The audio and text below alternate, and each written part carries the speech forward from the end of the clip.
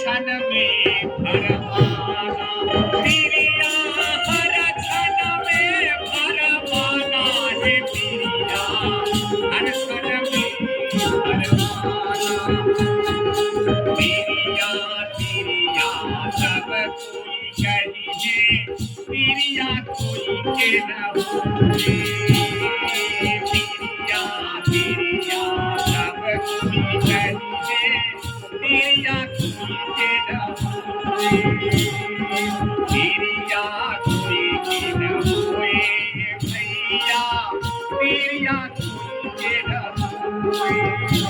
अरे तिरिये के कारण नारद बाबा ने तिरिये के कारण नारद बाबा ने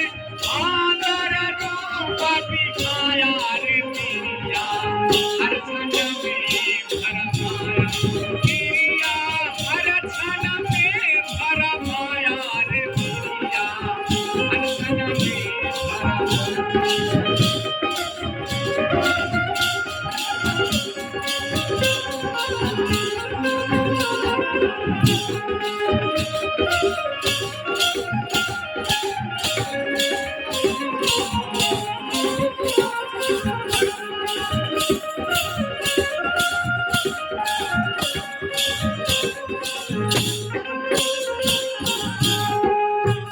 तिरिया तिरिया सब कोई कही है तिरिया कोई के न होए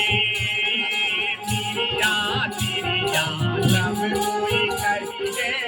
तिरिया कोई के न होए तिरिया कोई के न होए भैया